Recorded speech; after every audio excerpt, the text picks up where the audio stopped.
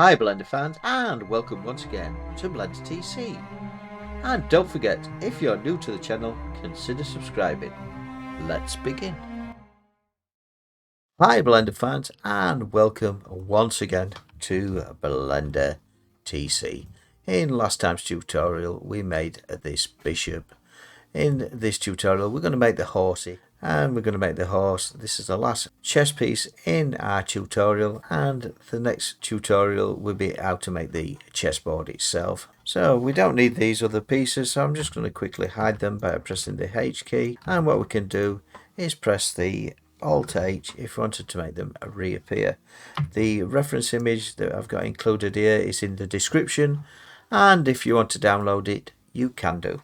So looking from the front, I'm just going to add in a mesh, and the mesh I'm going to add in is of course the circle. So I've added in a circle. If we hit the tab key and go into edit mode, what we can do is press the F key and fill our circle. I'm now going to move my circle to the center of our horse picture, and I'm just going to scale this down like so until it's about the right size, and G, and just scale it down. And then what I'm going to do is quickly, because I'm in edit mode, I can just press the E key and press Z and just scale this up like so.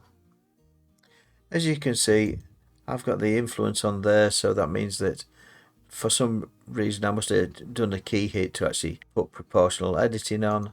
So I'm just going to take that off there because we don't need that for this part of our tutorial. So E to extrude in the Z, and I'm just going to scale this, E and Z until the purple line appears. E and Z like so until that purple line appears, and I'm just going to scale this up, roughly make the shape of my chess piece. E and Z, we're doing that so we're actually restricting it just to the Z direction. E and pressing the Z until the purple line appears will mean that we're doing just that. So I'm just going to E and Z, E and Z, E and Z until the purple line appears, and scale it down like so. And left click will fix it. E and Z till the purple line appears. I'm just going to scale it down. So now I've done that, what I'm going to do is I'm going to actually scale the circle, but scale it in the Y direction, which is front to back, until I make that kind of shape.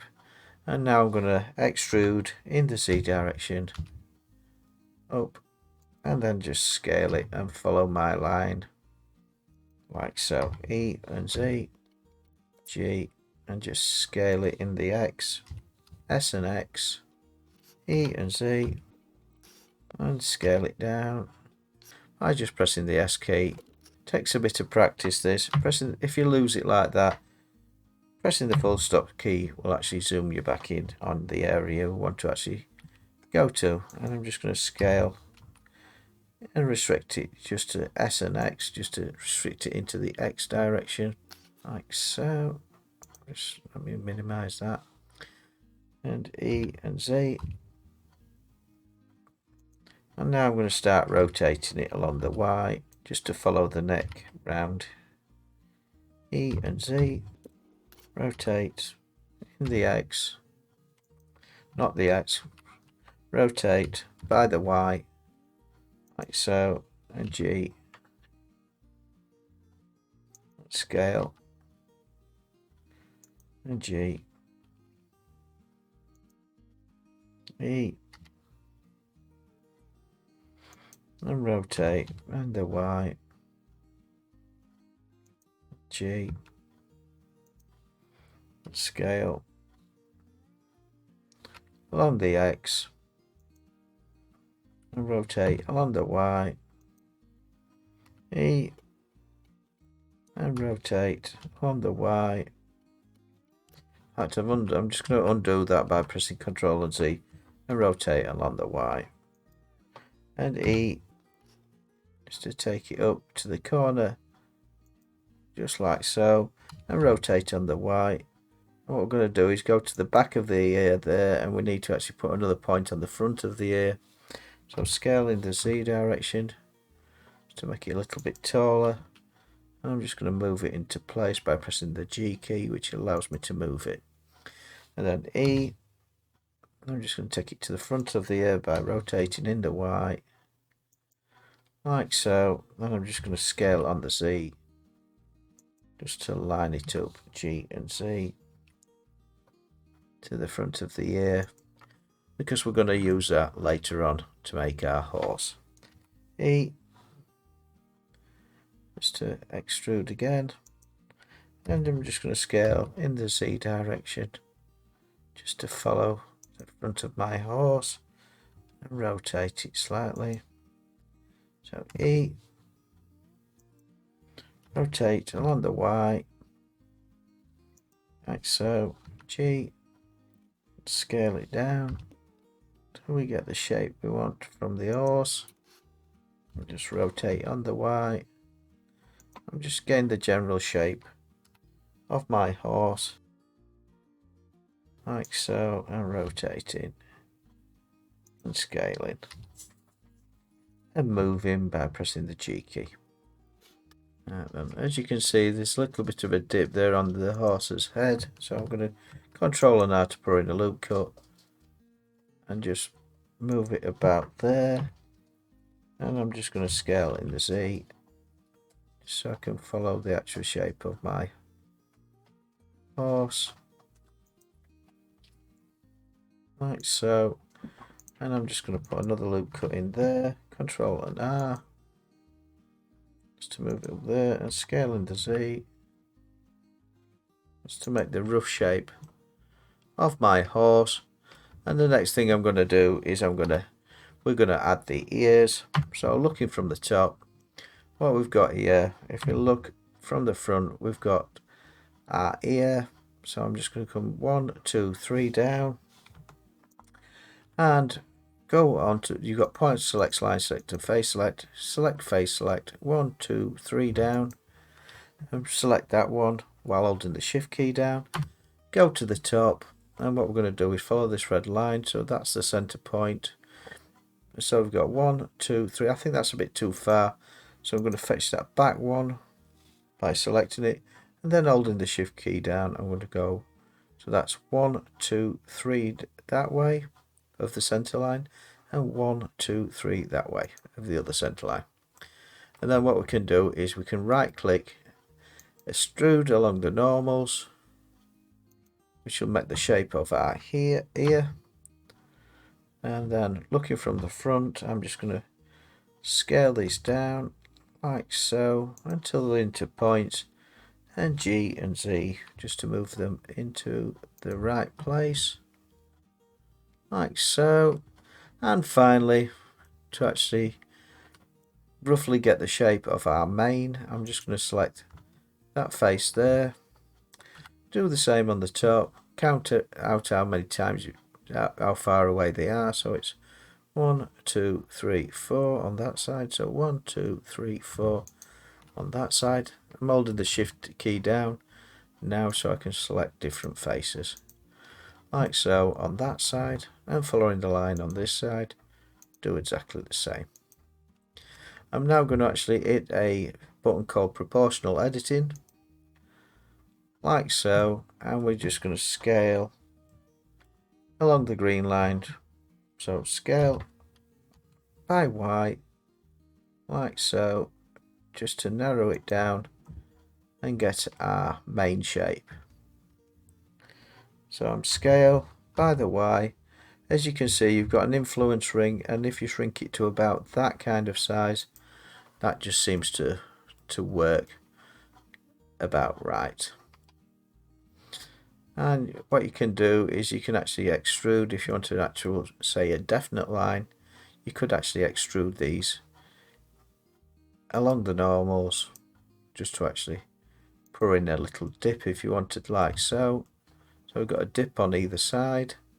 And when we add our subdivision modifier, by hitting our spanner or wrench here, hit the spanner, hit the wrench, add the modifier, and select subdivision surface, up this to 2, and as you can see, we've now got the main shape that we've actually got there in our main horse, and the only thing left to do is the eye, which you do quite simply.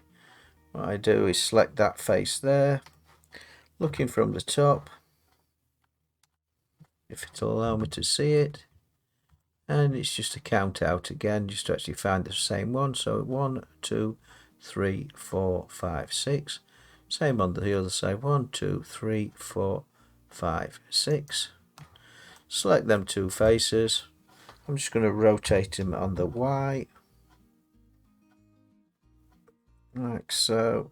In fact, I don't need the influence button, so I'm just Control Z to undo that. Get rid of the influence button, rotate on the Y, and that'll just turn that one. And then if we I to inset,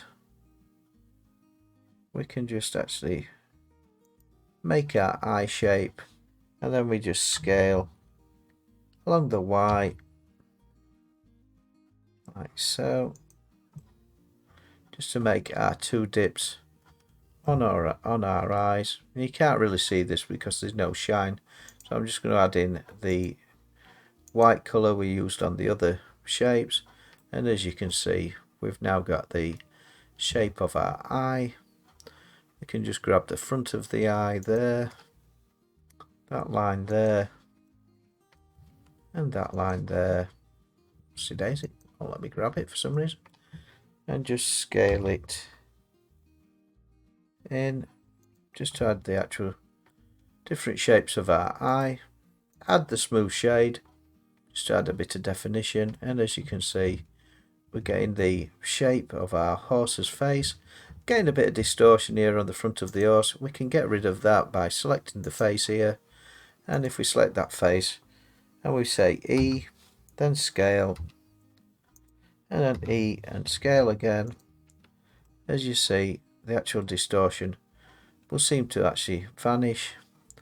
And if we apply our modifier, we can actually finish off our horse quite simply. So hit the spanner or wrench again, apply the modifier like so, apply, and so we've got the actual shape of our horse. And now is where we actually start to tinker with its shape a little bit by selecting different faces like so, and hit the influence button there, and we can just scale them in or out depending on the shape of your horse, like so. I just want to actually put a bit of a jowl there on the horse itself, so scale. As you can see, I'm just shaping my horse, and basically what we're doing is we're actually just sculpting the different parts of our horse. Scale, just to get a bit of muscular definition, but it's just a really simple way to actually sculpt parts of our horse. And I'm just going to quickly add the green in for my base. I've added one colour, the white. I'm just going to add another colour and make it the green colour, and I'm just going to assign that to the faces there. So I've now more or less made my horse. Hope you quite like it, and it's up to you how detailed you make your horse. And all we need to do now is just Alt and H to unhide all our other pieces. So we've now made our horse. Jet! So I just had to stop me dog, because I think it's eating Maltesers that somebody's left out. Let me just go and check. You're a bad dog, you ass. Somebody shut him up. Yeah, some Maltesers left in there. You're not allowed Maltesers, you're a dog. Alright, you can go back to bed now. Right. Anyway, that prevented my dog needing the vet in the morning, but... Right, where was I? Anyway, that's our horsey... that's our horse actually done in this tutorial. All we need to do now is actually make the rest of our chess set. So join me next time when we'll make the rest of the chess set. Thank you for joining me on Blender TC. Don't forget to subscribe and hit that bell. Bye for now.